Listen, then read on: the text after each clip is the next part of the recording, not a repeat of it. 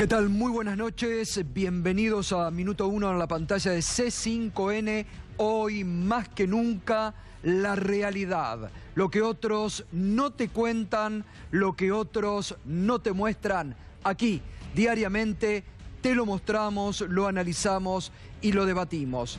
Sorprendió hoy, a través de revelaciones periodísticas, el informe confidencial sobre el submarino Ara San Juan. En realidad son dos informes confidenciales que hablan que el año pasado, en una primera instancia, ya el submarino Ara San Juan había sido perseguido por un buque inglés. Después, otro segundo informe sostiene que en otra oportunidad el submarino San Juan tuvo que salir de la ruta de un pesquero chino que estuvo a punto de embestirlo. Pero además, lo que más duele, lo que más indigna, lo que se conocía, lo que el poder político y de la Armada sabía y no hizo nada para evitar, un informe confidencial de septiembre del 2017 advertía sobre graves deficiencias en el submarino San Juan. Un informe detallado donde daba a conocer todas las condiciones técnicas, en algunos casos deplorables, que no estaba para la navegabilidad el submarino San Juan. Pese a ese informe confidencial que se conoció esta tarde a través del portal Infobae, las autoridades de la Armada y las autoridades políticas del Ministerio de Defensa pusieron en marcha otra vez al submarino San Juan. Y uno se pregunta, ¿mandaron a la muerte a los 44 submarinistas? ¿Se podía haber evitado la tragedia del submarino San Juan? ¿Quién va a asumir las responsabilidades? ¿Los responsables de la Armada o los responsables políticos de haber mandado a navegar una nave que se sabía todo lo que los familiares venían diciendo, venían afirmando, que sus maridos, sus hijos, sus hermanos le venían comentando sobre las condiciones en las que se encontraba el submarino? Ahora son reveladas, reitero, por este informe confidencial de septiembre del 2017 de la propia Armada. Y entonces uno entiende por qué tantas mentiras, por qué tanto encubrimiento, por qué no se dijo la verdad en torno a lo que había pasado con el submarino Ara San Juan. Hay una investigación judicial en marcha. La jueza federal de Caleta, Olivia Marta Yáñez, ha comenzado esta semana a tomar testimonios. Sabemos que tiene previsto llamar a 2 altos jefes de la Armada a declaración indagatoria por lo que sabía la jueza, y ahora se va a tener más acceso a mayor documentación sobre las condiciones. Y tantas veces se ha pedido en este país, en este bendito país, justicia por tantos inocentes que han muerto y que no han tenido justicia, que realmente, en honor a esos 44 submarinistas que dieron su vida para la paz espiritual de las familias, de sus hijos, algunos chiquitos que preguntan aún por sus padres, esperemos que la justicia actúe, determine responsables y también responsables políticos, que los hay. Porque no nos olvidemos que el ministro de Defensa, Oscar Aguad, se enteró por el portal Infobae que le había desaparecido un submarino y que tuvo prácticamente desaparecido él. y que hace recién una semana atrás tuvo la dignidad de encontrarse cara a cara con los familiares. Entonces hay muchos responsables. Como todo se intentó buscar hace 2 o 3 años atrás, las advertencias estaban ahora, septiembre del 2017. Ahora vamos a ver los informes secretos que reveló esta tarde Infobae y las advertencias técnicas que determinaban que el submarino no estaba en condiciones de navegar. Igual lo hizo. Vamos a tener, y por eso el hashtag con el que nos puede acompañar durante toda esta noche, para que estas cosas se conozcan, porque seguramente no te lo van a contar. Van a ocultar como te ocultan mucha información, cada vez más en este país. Revelaciones del submarino, el hashtag con el que nos podés acompañar a partir de este momento. Primer título, Moyano es el pasado. Los arengó el presidente Mauricio Macri hoy en la reunión de gabinete a todos sus ministros en contra del gremialismo argentino. Por eso esta noche está con nosotros el titular de la bancaria y de la Corriente Federal, Sergio Palazzo, que hoy advirtió, esta mañana cuando hablábamos con él en Radio 10, se equivocaron de enemigo y que además ha adelantado que la Corriente Federal y la bancaria van a acompañar el próximo 22 de febrero a los camioneros en la marcha que están organizando. Y también Hugo Yasky, titular de la CTA, va a estar esta noche frente a esta embestida del gobierno de Mauricio Macri. Hoy volvió, por ejemplo, a la reunión de gabinete el ministro, el cuestionado ministro de Trabajo, Jorge Triaca. Recibió un fuerte espaldarazo en la reunión de gabinete por parte del presidente y del jefe de gabinete, Marcos Peña. No importa lo que hizo el ministro, no importa lo que hizo el ministro, pero entiende el presidente y el jefe de gabinete que todo forma parte de una confabulación de los gremialistas para desviar la atención, dicen en el gobierno. Hoy vamos a ver, porque les he venido comentando, cómo desde los propios sectores que acompañan al gobierno han cuestionado al ministro Jorge Triaca, han pedido la renuncia, desde los propios sectores que acompañan a Cambiemos. Y la semana pasada hablamos de todo lo que se había organizado y el debate y la polémica a puertas adentro del Club Político Argentino, que reúne a integrantes del gobierno, adherentes del gobierno, que está Jaime Durán Barba. Hoy vamos a contar una nota que el colega Gabriel Sued publicó en el diario La Nación, las barbaridades que dijo Jaime Durán Barba en defensa de Jorge Triaca en el intercambio con otros integrantes del Club Político Argentino. No tienen desperdicio, enseguida las vamos a ver.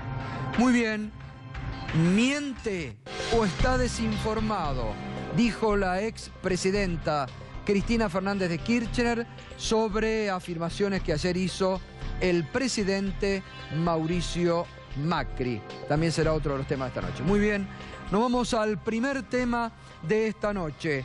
El informe confidencial, los documentos secretos revelados esta tarde por el portal de noticias Infobae y que realmente van echando luz sobre lo que le pasó al submarino Ara San Juan. Vamos primero a los informes secretos confidenciales que dan cuenta Armada Argentina confidencial, el 09-19-48 horas en posición, 47 grados, se detectó por audio el rumor sonar de un posible submarino nuclear. Se constató que una hora antes ya se lo tenía por registrador. Se disminuyeron los ruidos al máximo y se procedió a grabarlo. Los 3 sonaristas con que cuenta la unidad coincidieron en la clasificación. Se realizaron 3 grabaciones, 10, 6 y 2 minutos. El día posterior, el 10, el anterior había sido el 9, que atención, detecta el sonar de un posible submarino nuclear británico, se afirma después. El 10, a las 3:45, se lo detectó nuevamente maniobrando en apuntamiento al contacto, es decir, estaban apuntando al submarino Ara San Juan, apreciándose una rápida variación en su marcación, bien marcado en el registrador sonar. Se obtuvo una grabación de 4 minutos, las mismas son elevadas por separado. Reitero, documento confidencial de la Armada Argentina que determina que el submarino San Juan había tenido ya un encuentro cercano con un submarino nuclear británico. Esto no se conocía, lo revela esta tarde el sitio, reitero, Infobae. Otro documento, también confidencial. El 07, a las 6:05, se tuvo contacto con pesquero Lu Rong Yuan Yu, 883, en posición, bueno, todas las... Se investigó al mismo por estar al garete, pero sobre todo porque prendía y apagaba su sistema de identificación. Luego de habérsele acercado para su identificación y ya con un rumbo en alejamiento, el pesquero comenzó a propulsar a gran velocidad y puso un rumbo hacia nuestra posición. La unidad bajó a plano de seguridad y comenzó a realizar maniobras evasivas hasta apreciar que el mismo estaba en alejamiento. A las 12:55 horas se detectó una concentración de pesqueros, entre ellos el Lu Qin Xuan Yu, el Cosecha, el Lu Qin Xuan Yu. Bueno, van cambiando de posiciones. Se observa visualmente pesquero con sistema así apagado. Esto es una tercera advertencia sobre un pesquero chino que también estuvo a punto de embestir al submarino Ara San Juan. Todo esto son informes previos a lo que pasó el 15 de noviembre del año pasado. Pero que todos estos informes previos alimentan las versiones, las hipótesis sobre lo que podría haber pasado el 15 de noviembre con el submarino San Juan, que hasta ahora ninguna autoridad de la Armada, ninguna, menos alguna autoridad política del Ministerio de Defensa, han informado fehacientemente qué le pudo haber pasado al submarino San Juan. Estos informes confidenciales, lo habrá dicho hace un mes atrás, me acuerdo en este programa y también en Radio 10 a la mañana, Claudio Rodríguez, hermano de uno de los submarinistas. Esto de que había sido perseguido por un submarino nuclear británico, que su hermano se lo había contado. Ahora sale a la luz, es muy grave realmente, es muy grave porque esto, reitero, alimenta hipótesis, alimenta conjeturas de lo que puede haber pasado y sobre todo por el grado de ocultamiento, de mentiras, de cosas no dichas desde el 15 de noviembre hasta la fecha sobre la suerte corrida por el submarino San Juan. Pero esto no es todo. Fíjese después este informe que yo le digo.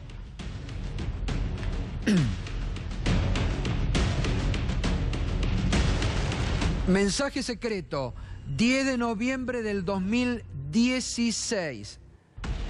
Reitero, mensaje secreto, 10 de noviembre del 2016.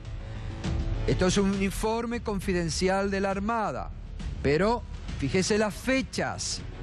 Fíjese las fechas. 10 de noviembre del 2016. Un año antes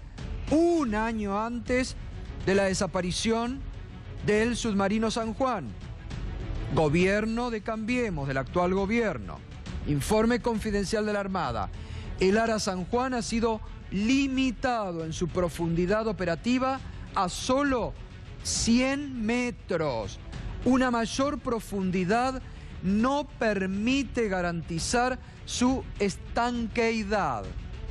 Reitero, no quiero ser reiterativo, pero fíjese la fecha.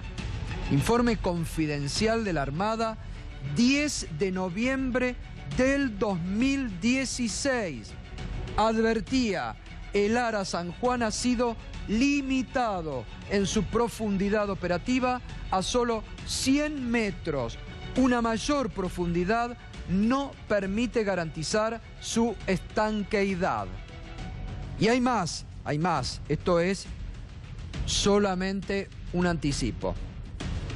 Fíjese, 14 de agosto del 2017, la falla de propulsión del navío se mantuvo en toda la navegación hasta el 19 de julio, día en que el submarino regresó a la base de Mar del Plata. Se registra la pérdida de 50 litros diarios de aceite, lo que provocó una disminución en los niveles en los reservorios del sistema hidráulico. Otra advertencia, segunda, esta del 14 de agosto del 2017. Hay más. El submarino tenía a bordo 80 trajes de escape, todos vencidos.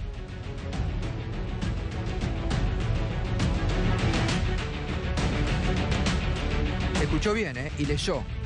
El submarino tenía a bordo 80 trajes de escape, todos vencidos. Además de las 100 pastillas que debía aportar para la producción de oxígeno en caso de una emergencia, solo había 14.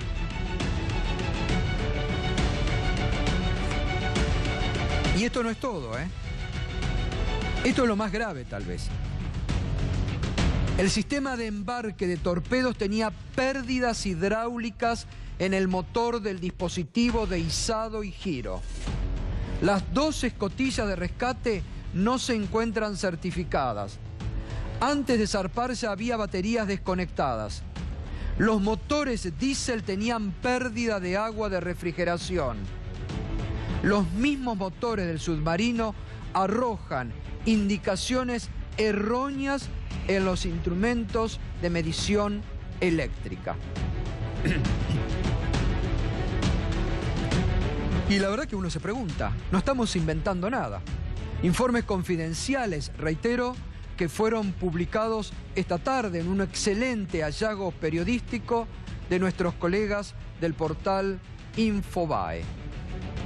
Y uno se pregunta, como nos preguntábamos cuando muchas de estas cosas, tal vez sin los certificados, pero con las advertencias de que sus familiares se los contaban, nos lo venían diciendo ya los familiares. Reitero, me acuerdo en este programa y en Radio 10 que me sorprendió cuando lo del submarino nuclear inglés lo contó Claudio Rodríguez, hermano de uno de los submarinistas desaparecidos, que había sido perseguido. Y muchas de estas advertencias sobre fallas en el submarino lo han revelado también en estos meses los familiares, pero no les han creído. Ahora, uno se pregunta, ¿cómo permitieron que el submarino con los 44 tripulantes a bordo siga navegando con todas estas fallas? Por eso se hace necesaria y urgente ya que se profundice la investigación judicial, que se dé rápidamente con los responsables de la Armada y los responsables políticos del Ministerio de Defensa que posibilitaron que este submarino vaya a navegar en estas condiciones, con estas advertencias que se habían realizado, informes confidenciales de la Armada. Y a esto hay que sumar, que se acuerda que se lo comentamos aquí sobre fines de diciembre, los cruces que hubo entre el jefe de la Armada, el renunciado que ya se fue, con 2 altos jefes que los habían sacado y que les habían cargado la responsabilidad sobre ellos. Es decir, tiene mucho para investigar la jueza Marta Yáñez. Tiene mucho para investigar la jueza Marta Yáñez, porque hay 44 víctimas que aún ni siquiera han tenido una misa para recordarla, que no descansan en paz, y ni hablar de esos familiares que aún siguen esperando que se les dé una explicación. No nos olvidamos y no nos olvidaremos del submarino Ara San Juan, como muchos quieren, como quieren que nos olvidemos de otras cuestiones graves que han ocurrido en este bendito país y que naturalizan, que quieren que pase rápido. Pero hay responsabilidades clarísimas y los responsables deben pagar.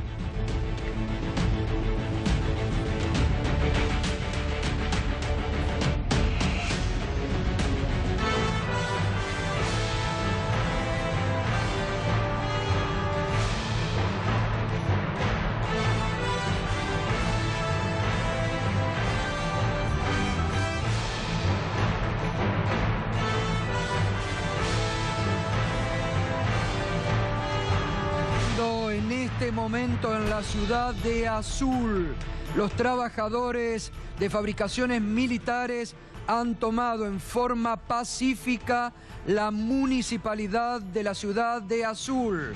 Esto ocurre en este momento, después de la pueblada de la semana pasada, pidiéndole al intendente de Azul que se ponga al frente de la protesta por el cierre de fabricaciones militares. Ahora, en este momento, anticipo de C5N, los trabajadores están tomando la municipalidad de Azul en forma pacífica. Juan Cacase está en línea. Juan, buenas tardes. ¿Me está escuchando? Hola, ¿cómo está, Gato? Buenas noches. Buenas noches. Bueno, a ver, comentanos por qué han tomado la municipalidad de Azul. Bueno, esta mañana los trabajadores de FANAZUL, ante la escasa respuesta del intendente de la ciudad, digamos, después de que los concejales hayan votado una ordenanza municipal que habla de una ayuda económica a los trabajadores, esto fue hace más de 20 días, y el intendente tiene un compromiso de ayudarnos económicamente, y por lo menos para ir paliando esta situación que teníamos por delante todas las familias que estamos en la calle. Ante la inacción del gobierno municipal de Azul, es que decidimos entrar a la municipalidad pacíficamente y reclamarle que de una vez por todas deje de ser testimonial la ayuda y que pase a ser concreta. ¿Van a permanecer así en la municipalidad hasta que obtengan algún tipo de respuesta? Nosotros en este momento volvimos al acampe de la municipalidad, estamos acampando acá, estamos al lado, porque la respuesta fue concreta al reclamo que teníamos. A partir de mañana se nos van a estar entregando una mínima ayuda, porque en realidad estamos hablando de 4.500 pesos y no a todos los trabajadores, sino que fue una parte de nosotros. Entonces mañana volveremos a la municipalidad a plantearle al Ejecutivo que si no resuelve en lo inmediato nuestra situación y deja de tenernos abandonados acá en la vereda de la plaza, vamos a profundizar la medida de fuerza. Bueno, gracias Juan, y mañana vamos a seguir entonces en contacto con ustedes. Buenas noches. Bueno, esto es lo que ha ocurrido hoy en la ciudad de Azul. Recordemos, lo hemos estado mostrando la semana pasada, hay una gran movilidad social en la ciudad de Azul en torno al cierre ratificado por el interventor de fabricaciones militares de la planta de Azul. Otro tema, les estaba contando, la semana pasada, el viernes, estuvo aquí Vicente Palermo, el titular del Club Político Argentino, que nuclea a muchos adherentes al gobierno de Cambiemos, también algunos ministros, integrantes del gobierno, que frente al episodio conocido de Jorge Triaca, entre los mismos socios empezaron, reitero, muchos de ellos defensores y adherentes al gobierno de Cambiemos, que les cayó muy mal la actitud del ministro, la actitud que el presidente había tomado en sostenerlo, como el propio Vicente Palermo lo dijo aquí el viernes pasado, y comenzaron un intercambio de mensajes entre varios de ellos a fin de realizar el documento que finalmente sacaron la semana pasada, cuestionando la falta de institucionalidad de Cambiemos para con la República Argentina. Claro, Jaime Durán Barba, que es socio del club, no le gustó nada. No quería que se saque ese documento, defendió en todo momento al ministro Triaca y fíjese con qué argumentos, en comunicaciones con otros socios, defendía Jaime Durán Barba. Comienza frente a una consulta y responde en forma irónica Jaime Durán Barba. Es alarmante. Nuestro país es como Suecia. Nadie tiene una empleada en negro. Siguiendo la Biblia, todos estamos libres de pecado. Podemos lanzar una lluvia de piedras. Hay que lapidar a Triaca de inmediato. Obviamente esto lo hacía en forma irónica Jaime Durán Barba, en desacuerdo con lo que se estaba comenzando a gestar. A uno les puede parecer que lo más trascendente que puede hacer un ministro es blanquear a su empleada. A todos nos puede parecer cómica esa visión de la política. Subestimaba el tema, ¿no? Le quitaba trascendencia a Durán Barba.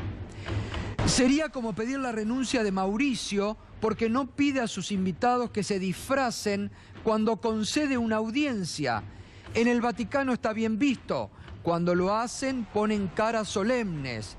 Le va a caer hermoso esto al Papa Francisco, ¿no? Que se llevan bárbaro en el gobierno. En el Vaticano está bien visto. Cuando lo hacen, ponen caras solemnes. Aquí sonaría muy gracioso. Nada que ver. Esto es lo que tiene... Bueno, en un momento, ¿cómo habrá sido que Graciela Fernández Meijide, que adhiere al actual gobierno y forma parte del grupo del Club Político Argentino, le advierte: bueno, Jaime, esto ya pasa de gracioso, esto no es para ser gracioso? Y también otro que le advierte es Marcos Novaro. Marcos Novaro, porque en un momento, claro, Jaime Durán Barba dice: Irigoyen no reconoció a ninguno de sus hijos, no por eso debería ser borrado de la historia. Marcos Novaro le pone en uno de esos chats y en una de esas conversaciones, creía que por estos lares esas cosas no se decían, como diciendo, creía que éramos diferentes a cosas que criticábamos antes. Y sigue Jaime Durán Barba: sería una pena que el club se expresara con un nivel de profundidad de señoras que toman té y mascan bizcochitos. Triaca ha cumplido y cumple un papel muy importante en la reforma laboral y en la lucha contra las mafias. El nivel de Jaime Durán Barba. Mire esto, sería una pena que el club se expresara con un nivel de profundidad de señoras que toman té y mascan bizcochitos. Bueno, seguramente a muchas de esas señoras que toman té y mascan bizcochitos, como dice Jaime Durán Barba, le ha caído muy mal lo de Triaca, ¿no? Que cayó muy mal en la propia base de Cambiemos. Pero hay más, ¿eh? No se detuvo ahí. Si pedimos su renuncia, podemos sugerir que el nuevo ministro sea Marcelo Balcedo, que tenía a los empleados de su zoológico en blanco. Su esposa alegraría al ministerio con su brillante sonrisa. Podríamos terminar el comunicado con un grito de solidaridad con aquellos a los que estaríamos defendiendo con la salida de Triaca. Libertad a los presos políticos, viva el Pata Medina, viva Balcedo, viva Montoneros, manda Jaime Durán Barba. Esto revelado hoy en el diario La Nación por el periodista Gabriel Sued, una nota que no tiene desperdicio, ¿no? Lo que se produjo puertas adentro, lo que produjo en la misma base electoral de Cambiemos, la actitud del ministro Jorge Triaca, defendido aún hoy por el gobierno, y la revulsión que en muchos produjo después con ese duro documento del Club Político Argentino titulado La falta de institucionalidad, la deuda pendiente de Cambiemos. Muy bien, hoy hubo reunión de gabinete, el presidente defendió al ministro Jorge Triaca y también le ordenó al presidente a todos sus ministros embestir contra los sindicatos. Embestir contra los sindicatos, la gran pulseada que tiene ahora Mauricio Macri.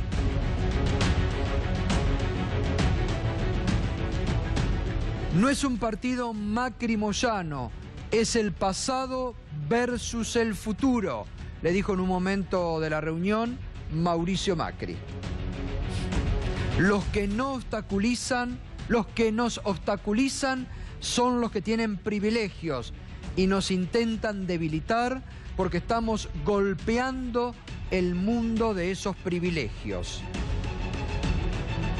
Intentan debilitarnos con críticas y algunos hasta agitan destituciones. Bueno, Sergio Palazzo, ¿agitan destituciones ustedes o quieren debilitar al gobierno? No, creo que el gobierno una vez más busca ese escenario de amigo-enemigo para confrontar y a partir de ahí diseñar una estrategia comunicacional buscando siempre un demonio enfrente. Lo hizo con el kirchnerismo, lo hace con el sindicalismo hoy, lo hará con el resto del peronismo que le sirve de aliado en muchas de las leyes que sanciona más adelante.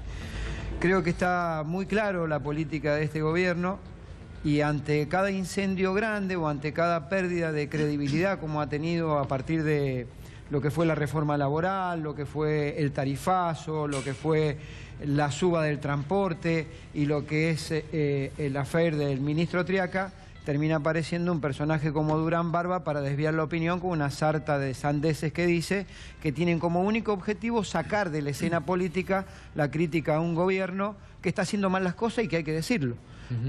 Cuando yo dije se equivocan de enemigo es porque el presidente tiene dureza con los sectores más débiles de la sociedad y es débil con los sectores poderosos de la sociedad. Entonces, embiste contra los jubilados con una ley previsional que le quitó recursos y posibilidad de tener un haber jubilatorio mayor a los jubilados, pero sin embargo favorece a los sectores poderosos cuando disminuye impuestos. Quiere decir que es fuerte con los débiles y débil con los poderosos. En ese marco vamos a transitar seguramente una paritaria muy, pero muy difícil, no solamente los bancarios, creo que todas las actividades, porque se intenta poner un cepo a la paritaria. Total, ahora vamos a ir a ese tema, Sergio, también con Hugo, ¿no? Porque el gobierno sigue insistiendo en el techo de 15%, cuando desde el propio gobierno han cambiado la pauta inflacionaria para este año, ellos mismos. Ahora, también les dijo hoy en la reunión de gabinete el presidente, hay que terminar con los privilegios. La lucha es contra los privilegios, contra los corruptos, ¿no? Y ratifica a Triaca, digo. ¿Esto ustedes lo ven así? ¿Qué privilegios tienen con todos los que hay que luchar según Macri? A lo mejor tener un trabajo, tener una organización sindical fuerte y tener trabajadores que no están dispuestos y organizaciones y dirigentes que no están dispuestos a darle el sí a todo lo que quiere el presidente y eso lo entenderá como un privilegio. A mí me preocupa el nivel de autoritarismo en las expresiones del presidente porque impulsan aquella grieta que venían a saldar y a cerrar, impulsa que cada vez sea más grande. Yo los caracterizo como personas absolutamente vengativas, que tienen un fin innoble, porque decididamente saben que hacen las cosas en detrimento de los sectores débiles y lo hacen en favor de los sectores poderosos. Por eso este es un gobierno de ricos para ricos que hace cada vez más pobre a los pobres y por eso los caracterizo de esa forma. Yo no coincido en absoluto con lo que ha planteado de privilegios el presidente de la Nación. Y si quiere ponerle un techo a las paritarias, primero que dejen de mentir y que dejen de decir que las paritarias son libres y que cada sector discuta de acuerdo a su actividad. ¿Por qué yo me tengo que ajustar a un 15% cuando la tasa de rentabilidad del sistema financiero ha sido cerca del 28% en el año? ¿Por qué tengo que aceptar la provocación de que impulsen un aumento salarial del 9% cuando han ganado 77.000 millones de pesos nada más en el ejercicio 2017 el sistema financiero?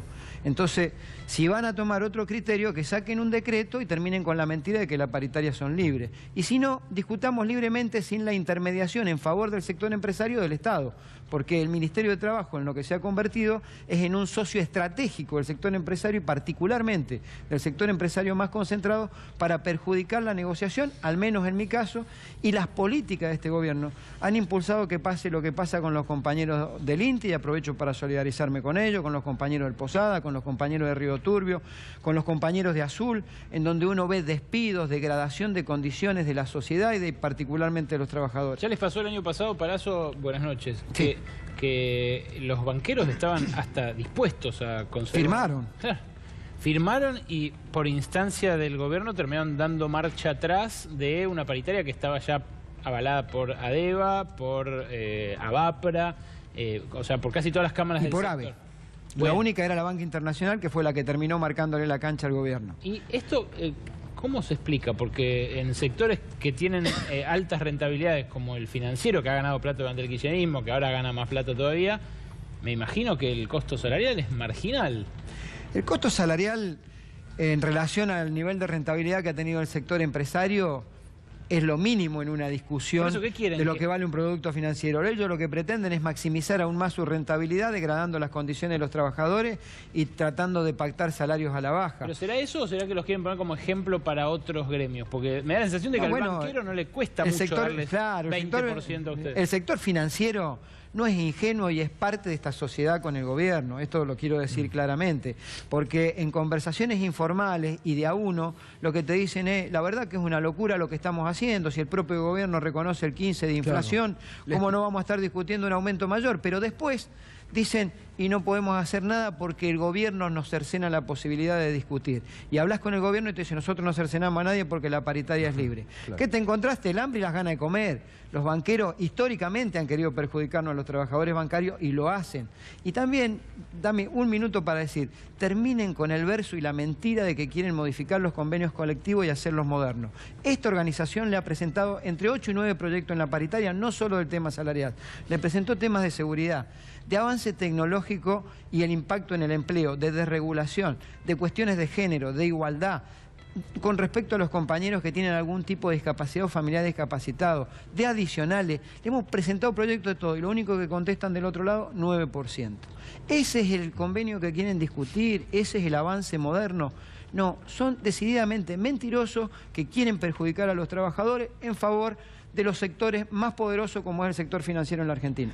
Hugo, ¿y cuál es tu apreciación sobre estas instrucciones que dio hoy el presidente en la reunión de gabinete de investir, de profundizar la embestida contra los gremios, los privilegios, el pasado? Quiere claramente quebrar la unidad del movimiento sindical, tratar de sacar del medio a los dirigentes sindicales que luchan.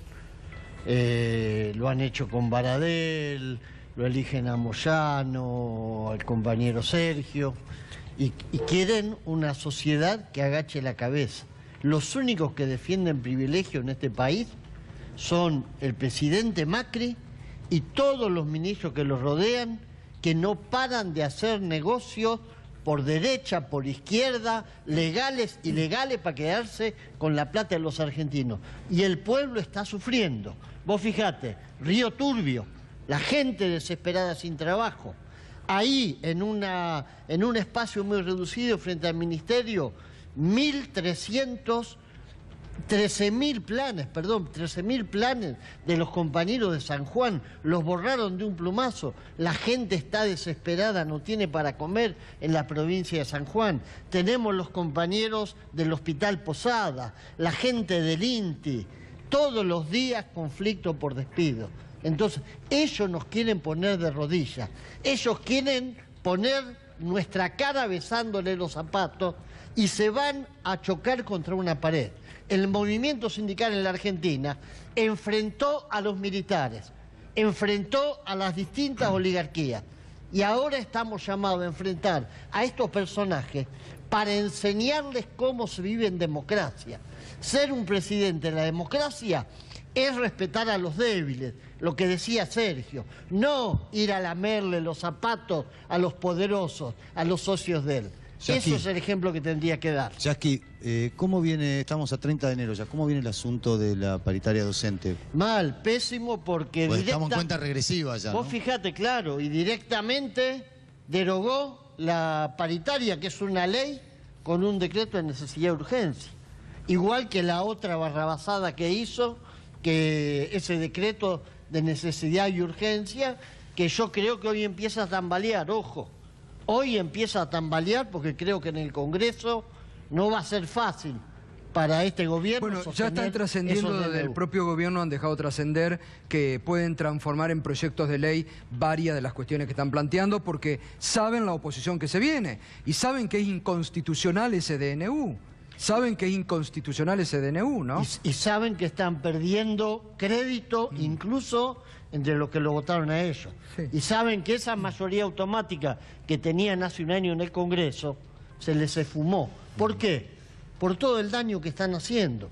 Están dañando a la gente honesta, a la que trabaja, al jubilado. Se fumó, pero sacaron el proyecto de reforma previsional, se les No, pero sacaron el proyecto de reforma tributaria. Vos mirá la película. Pasó hace 15 días eso. Miremos la película, eso pasó hace 15 días, pero en esos 15 días el presidente de la Nación cayó 12 y 15 puntos. Sí, pero sacó los proyectos, Hugo. Sí, pero tuvo un triunfo pírrico. Es decir, sacó un proyecto por una diferencia exigua y hoy no garantiza la mayoría en el Congreso. Creo que las cosas se están Ustedes, tanto Hugo como ustedes, van a participar de la marcha del 22 de febrero que convoca a camioneros, ¿se van a sumar?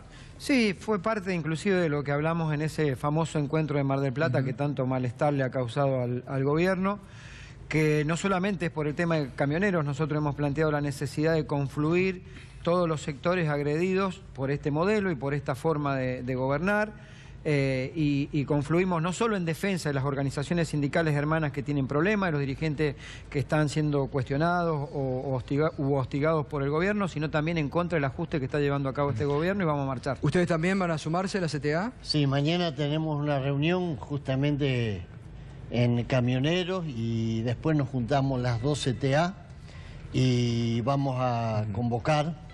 Creo que hay que juntar todas las expresiones del movimiento sindical y los movimientos sociales. ¿Qué cambió, Sergio? Porque ustedes tenían una postura, bueno, si bien estaban con la corriente federal dentro de la CGT, pero estaban en una actitud crítica hacia la conducción de la CGT. ¿Cambia algo después del encuentro de Mar del Plata? ¿Ven otra actitud de la CGT más firme que no la habían tenido estos 2 años contra el gobierno? No de toda la CGT, hay sectores de la CGT que le han dado volumen a la crítica, que está expresada en un muy buen documento, en donde se recopilaron o se levantaron gran parte de las cuestiones que había planteado la corriente federal desde un inicio, ¿no? ¿Qué sectores, Sergio? Básicamente el sector que representa Moyano y el sector también de Barrio Nuevo que estuvieron presentes. ¿Y qué sector es el más dialoguista, para llamarlo de alguna manera?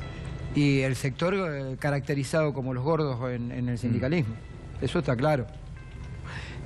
Ahora seguimos con Hugo Yasky, también está Omar Príncipe, el titular de la Federación Agraria Argentina, ¿no? Que hace mucho que no hablamos con él, también es buen momento para conocer, porque el gobierno dice uno de los sectores que más ha aportado al empleo, al crecimiento y a la economía es el campo. Vamos a hablar con él desde la óptica de la Federación Agraria Argentina, de cómo lo ven, pero vamos a recordar, estamos ya a un día de que comience el mes de febrero y se viene un febrero muy caliente de aumentos, realmente. Vamos a recordarlo y Berco también, ¿no?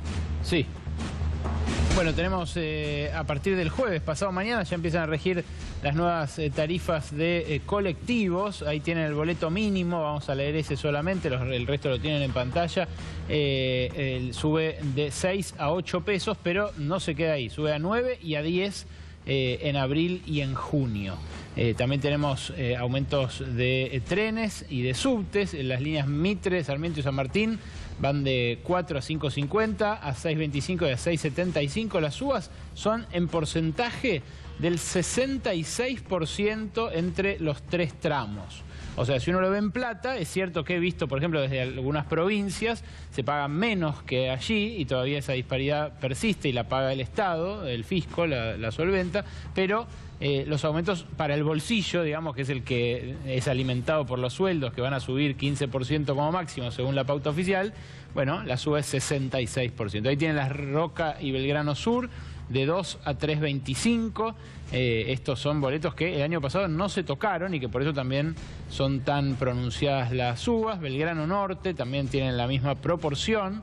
y tienen el subte que, bueno, faltaba la línea Urquiza, también de 2.20 a 3.50, son, insisto, valores todavía bajos, pero que aumentan en gran cuantía. Y los subtes, quizás lo más irritante para el público que nos mira desde la ciudad de Buenos Aires, sube de 7.50 a 12.50. En febrero no va a aumentar, pero en abril ya sube a 11 y en junio a 12.50. Ahí sí que ya se pone... Aquí sí es un boletazo. Sí, ahí se pone además a la par de boletos de subte de otras metrópolis de Latinoamérica con mucho menor recorrido. El boleto del subte mexicano, por ejemplo, de la Ciudad de México, el DF, es un subte que permite moverse por toda esa metrópoli gigantesca. Total. Y es más barato y además se viaja mejor. Acá en la hora pico es realmente muy difícil viajar en metrópoli. Además aumentan 4% las prepagas y la electricidad sí. nuevamente a partir de febrero. Sí, la electricidad completa la suba del 66 que había empezado en diciembre y también pidió un muy fuerte aumento AISA, la empresa Agua y Saneamiento del Estado, que vale decir, cuando se estatizó, o sea, cuando pasó de manos privadas al Estado, que dicho sea de paso, acabamos de indemnizar a los franceses de Suez, sí. Un grupo que no invirtió nada en mantener el servicio en Argentina, le acabamos de pagar 400 millones de dólares, pero cuando se estatizó, la tarifa de agua subió mucho durante el kirchnerismo. No es la misma situación que se vivió en electricidad y gas, por lo cual la suba del 60% que pidió AISA para ser efectiva ahora en los primeros meses de este año es en proporción mucho mayor que la de gas y la de luz, y además afecta a los sectores que menos tienen. Que ya había aumentado, bastante aumentó. Exactamente, el año pasado, por eso lo digo, hay mucha gente que está pasando de fijo a medido. Y también sí, porque además es eso, además se mide por metro cuadrado y no por consumo, así que hay otra injusticia dando vuelta ahí. Omar Príncipe, buenas noches. Hola. ¿Y cómo están Buenas ustedes? noches, Gustavo, gracias por el espacio. No, por favor. ¿Cómo están ustedes? ¿Cómo ven la situación de la Federación Agraria Argentina? La vemos muy difícil, muy complicada. Se profundiza la crisis, especialmente de los pequeños y medianos productores que representamos en la Federación Agraria, Gustavo. Nosotros un poco en el 2017 ya lo veníamos planteando en varias situaciones, en varias reuniones, gestiones que tenemos en forma permanente con el gobierno. Acuérdense que también acompañamos varias movilizaciones en la Plaza de Mayo, verdurazos, bananazos, pero empieza el 2018, en estos momentos, digo enero, febrero, Gustavo, empieza la cosecha, la recolección de muchas de las frutas de las economías regionales. La pera, la manzana en Río Negro, Neuquén, el durazno, Damasco, ciruela en Mendoza. Y persiste un problema estructural que se profundiza cada vez más, que es que a los productores le pagan centavos, digo, le están pagando 1,80 pesos, 2,50 pesos la ciruela, el damasco, una cosa increíble, que representa el 50% del costo de producción que tiene ese pequeño productor para cosechar esa fruta. Realmente algo increíble, que nosotros no somos formadores de precios. Los formadores de precios llevan después estos alimentos a precios desorbitantes, ¿no? Uno va a una verdulería y sigue valiendo 50, 60, 70 pesos una fruta de las que recién te mencionaba. Por eso está movilizado gran parte de estas economías regionales. El viernes en Mendoza, por ejemplo, en Alvear va a haber una asamblea, ya hubo varias asambleas. Pero no es un problema de economías regionales extraspampeanas solamente. Estos tienen una crisis muy dura y además en este momento de cosecha se profundiza. Pero en la zona pampeana, pequeños y medianos productores, terminamos el 2017, y estos son datos que nos dan todas nuestras cooperativas, Gustavo, con un 20% más de endeudamiento. Terminamos el 31 de diciembre del 2017 con un 20% más de endeudamiento de lo que teníamos en el 2016. Realmente preocupa. Con datos que agravan. Es decir, vuelven a endeudarse. Después de haber salido de una situación de desendeudamiento, estamos vuelven más endeudados que en el 2016. Un dato que el 85%, todos los pequeños y medianos productores, ya el 85% de los granos lo han vendido, lo vendieron. O sea que esto de que a veces que se está especulando, que sube la soja, que suben algunos... No ¿Cómo lo está afectando a todas estas producciones regionales las importaciones? Está afectando la importación por varios puntos. Primero, la incertidumbre que genera para un productor de cerdo, por ejemplo, que viene carne de cerdo de Estados Unidos, que estamos reemplazando mano de obra nacional, valor agregado nacional, por mano de obra de otro país. Y además la importación trae aparejado, en el caso de cerdo, por ejemplo, un tema sanitario con un problema grave. Pero déjame decirte que el tema de las deudas no solo afecta al sector, digamos, a los productores agropecuarios. Los pequeños productores no tenemos acceso a un crédito, a un banco, porque no somos sujetos a crédito. ¿Dónde nos endeudamos? En el sistema cooperativo. Claro. Entonces, el sistema cooperativo tiene que estar sosteniendo a los pequeños productores, se endeuda también a tasas altas, recién lo escuchaba del tema de las tasas. Por supuesto que poner en una LEVAC, en un sistema financiero, una tasa del 28% es muy redituable para aquellos que están en esa situación. Para el productor agropecuario, ninguna producción puede bancar una tasa del 28%. Claro. Miguel Ángel Páez, ¿cuál es la situación en este momento en Río Turbio? Buenas noches, gracias. Hola, buenas noches. No, por favor. Bueno, la verdad que han generado un caos social, una crisis y un crimen social porque llevaron adelante más de 500 despidos en una localidad que depende de la principal fuente de trabajo que tenemos nosotros, que es el carbón de Río Turbio, nuestro ADN.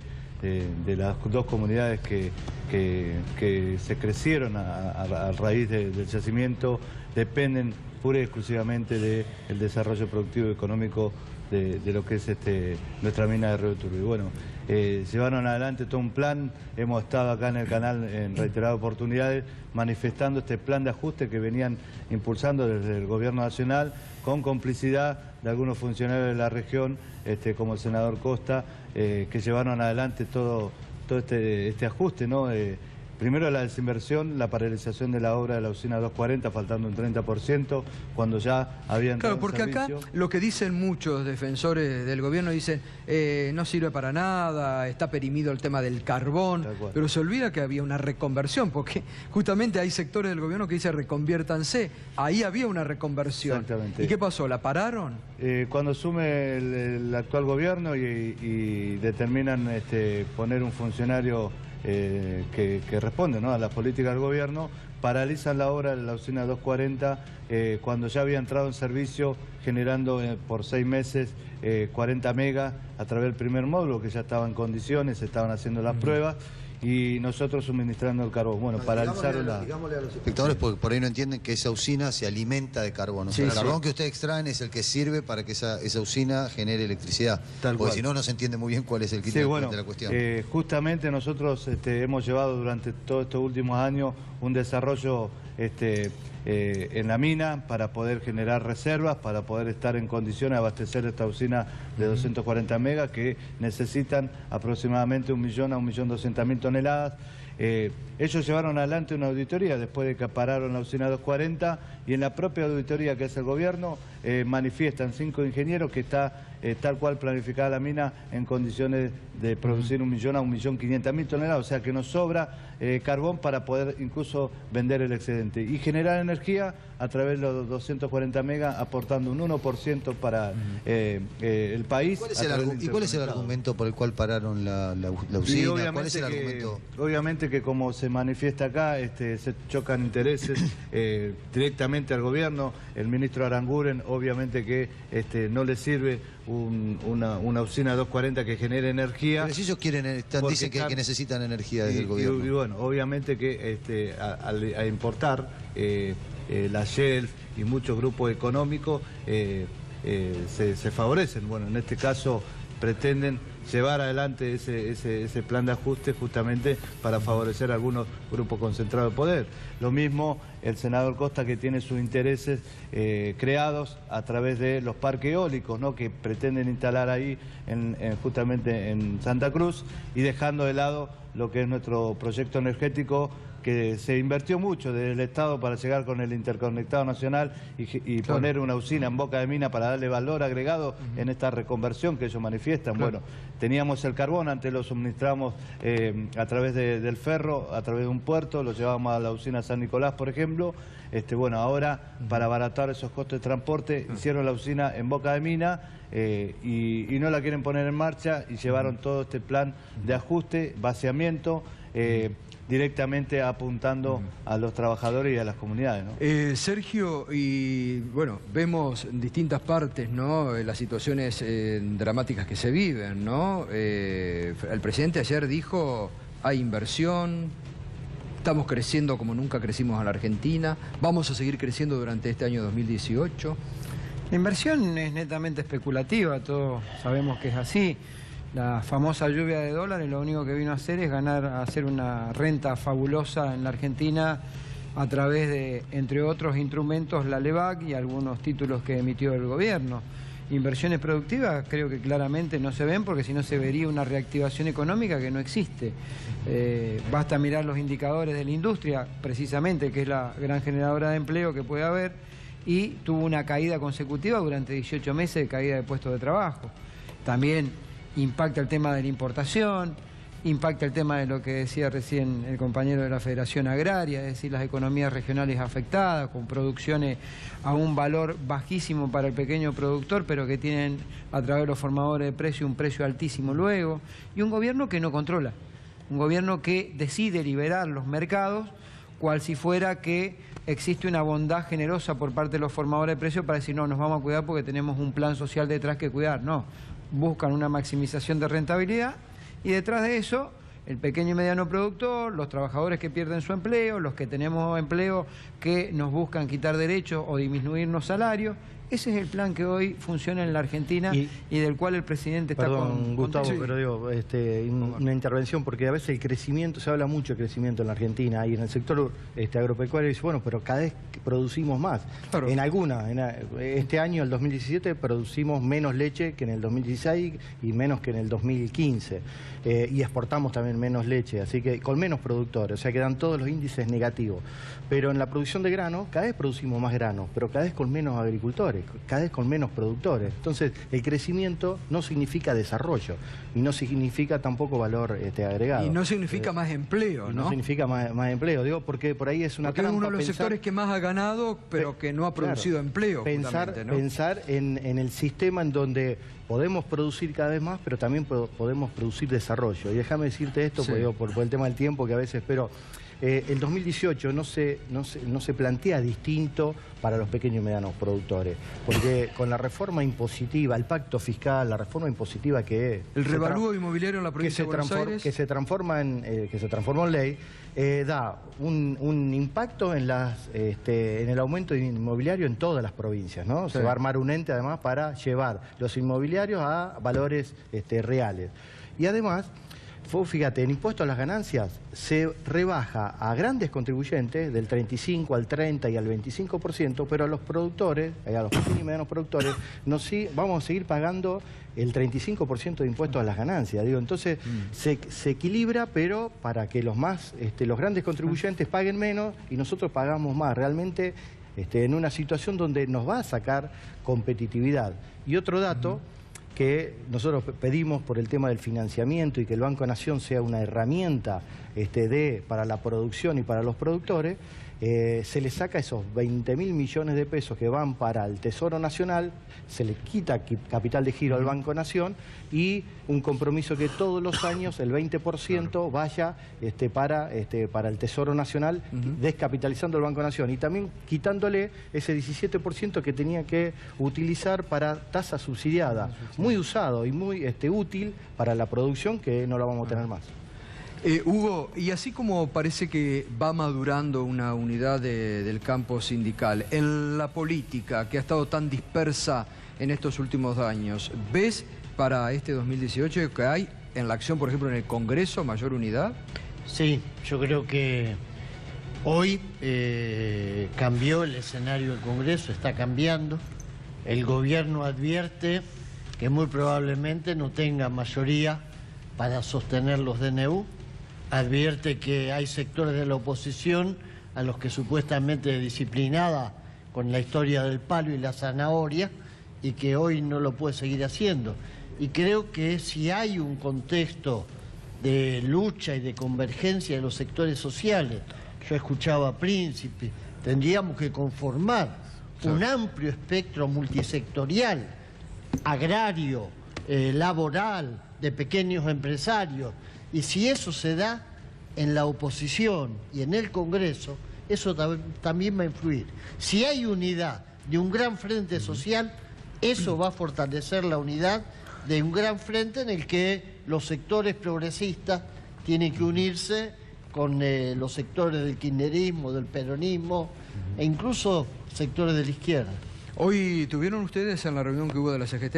¿O no, mañana es la reunión. Mañana a las 14 es del Consejo Directivo, nosotros no formamos parte de él. Consejo Directivo únicamente. Lo único que sí, que si me permitís, nosotros el día jueves tenemos un plenario en la Asociación Bancaria de todos los secretarios generales del país, donde seguramente se van a determinar medidas de fuerza durante todo el mes de febrero en todo el sistema financiero, y arrancamos este jueves y viernes en el Banco Provincia con paros de 48 horas y jueves y viernes de la semana que viene también, en función de la sanción de una ley que ha perjudicado notoriamente a los trabajadores del provincia, a los jubilados y a los pensionados, y que les ha quitado y cercenado derechos en un intento por modificar las condiciones existentes. Claro, ahí hablan del régimen de privilegio. No es un régimen de contra privilegio. El régimen de privilegio que había en el Banco de la Provincia de Buenos Aires. Esa es muy buena la acotación para aclararlo. No es un régimen de privilegio, es un régimen especial. ¿Qué significa un régimen especial? Que los trabajadores hacen un aporte mayor al que se hace en un aporte previsional normal, aportan del 14 al 21%, hasta el 19%, en alguna época fue hasta el 21%. El primer aumento de toda la planilla de sueldo cuando hay un acuerdo paritario va a esa caja. Los propios jubilados de su jubilación aportan casi el 11% a la caja de jubilaciones. El primer sueldo completo cuando ingresa un trabajador. Entonces, tiene características especiales porque se jubilan a los 60 años, pero no es de privilegio porque tiene aporte absolutamente mayores a los normales. Muy bien, hacemos una pausa. Enseguida continuamos con todo el debate y los temas de actualidad aquí en Minuto 1. Continuamos esta noche en Minuto 1, la realidad con todos los temas que están pasando, con el endurecimiento por parte del gobierno. Reiteramos hoy en la reunión del gabinete el presidente instruyendo a todos los ministros a embestir duramente contra el sindicalismo y a completar. ¿Ustedes ven esto como parte del relato? Esto, por ejemplo, de que han ahora, después de 2 años que ellos aumentaron en un 25% la planta del Estado, el presidente dice, bueno, ahora no más familiares. ¿Esto lo ven como una acción marketinera? ¿Le cumple un propósito? ¿Hugo? Yo creo que es el focus group. Creo que después de lo que fue el escándalo, porque creo que es el único calificativo del ministro de Trabajo Triaca, con todo lo que se reveló desde el paladín de la lucha contra el trabajo en negro, porque dicen que quieren hacer la reforma laboral no para quitar derechos, para blanquear. La verdad que después de eso, los focus group le decían al gobierno, se están equivocando. Es decir, la negativa de la gente a aceptar este mamarracho hizo que busquen el camino de decir, bueno, ahora sacamos a los familiares. ¿Pero quién los nombró a los familiares? Claro. ¿A dónde estaban? ¿Que estaban adentro de un cajón? No son pesada herencia del anterior gobierno. Claro. ¿Lo nombró el kirchnerismo? Eso es tomarle el pelo a la gente. ¿Pero qué? Focus group. De pronto ven que en la clase media y en los sectores populares hay hasta una repulsa a estas medidas. Se está enturbiando ese clima que el gobierno había logrado con el blindaje de los grandes medios, porque aunque los grandes medios no digan nada, hoy en la calle se habla de esto. Sí, ya que, pero además de los familiares, insisto, porque ayer lo hablábamos en el programa, se están llevando puesto el 25% de la planta de empleados estatales, y esos no son tipos que ganan 150.000 pesos, no, son tipos que ganan 25, 20, 18... 30. Pero esto lo hacen para tapar eso. Por eso digo. Dicen, sacamos a los familiares, echamos a los empleados. Vos fijate, te dicen, bueno, no va a haber paritarias para los grandes cargos directivos. ¿Cuándo hubo paritaria? ¿Cuándo? Ganan, ¿sabés cuánto ganan? Nunca. 230.000 pesos. Claro. Si me vas a congelar para los maestros, a los bancarios, con 230.000 pesos, pero firmo con las dos manos el congelamiento. Por supuesto. Sí. Y esto que el gobierno ahora pretende quitarles a ustedes, un derecho por ley del 1% del aporte solidario de los gremios, ¿lo toman también como una actitud contra ustedes por la...? Sí, es una apretada berreta. Yo prefiero no hablar de esto porque si no parece que discutimos más allá, que es importante y lo resolveremos. Yo prefiero discutir sobre el aumento salarial de los bancarios. Una sola pregunta le quiero hacer sobre esto que le acaba de preguntar al Gasto. Porque usted dijo ley, no decreto. No fue un decreto, fue una ley votada por el Parlamento bonaerense.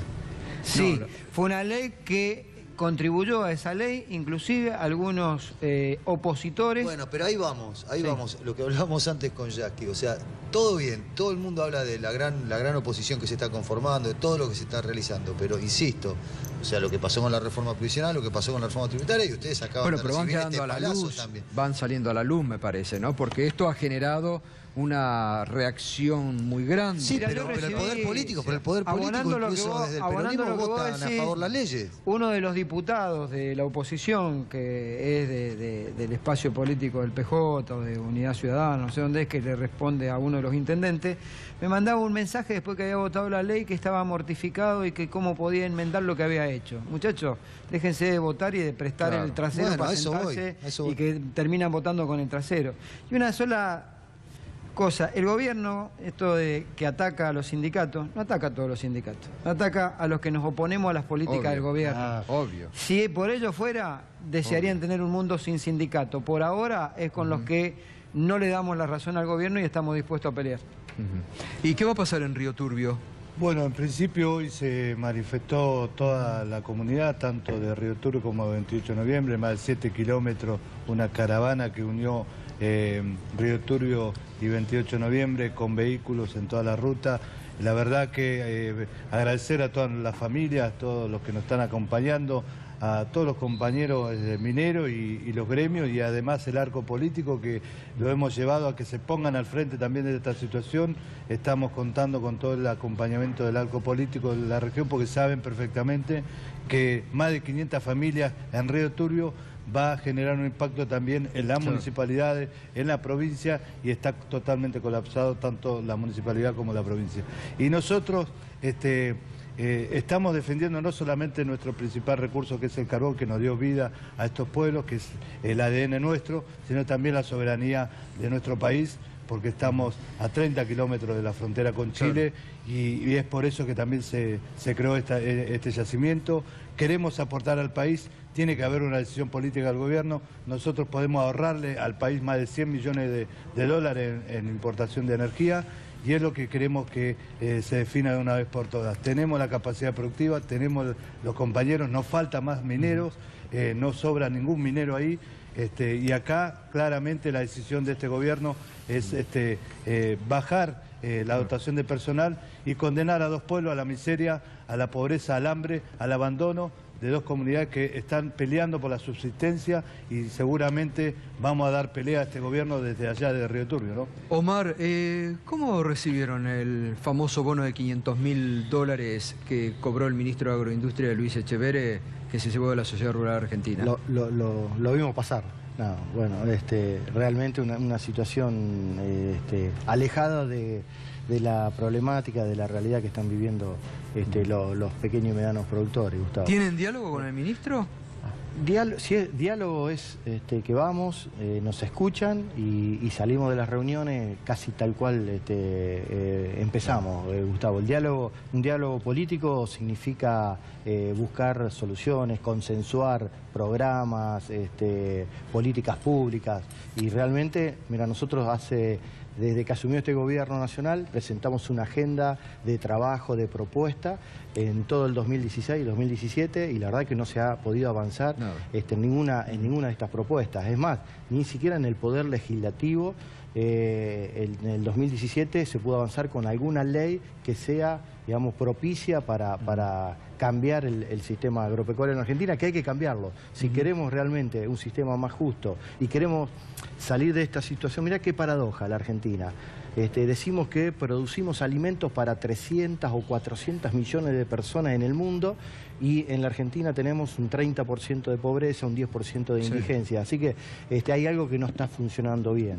Y el Consejo Directivo de FAS se reunió el jueves pasado y definió hacer reuniones, asambleas con nuestras entidades de base, cooperativas en distintas regiones, para ver este termómetro que estamos viendo de la realidad y ver qué acciones a seguir van a hacer en los próximos días. Bueno, muchas gracias, Omar. Un favor, gusto que hayas estado acá. Un gusto también para ustedes y todo nuestro acompañamiento. Gracias. Sergio, como siempre, gracias. Y Hugo también. Hasta mañana, compañeros. Hasta mañana. Mañana a las 21 nos volvemos a encontrar en este punto de encuentro con la realidad que es Minuto 1 aquí en la pantalla de C5N. Gracias, como siempre, por permitirnos liderar esta franja horaria donde te mostramos lo que realmente acontece aquí en la Argentina.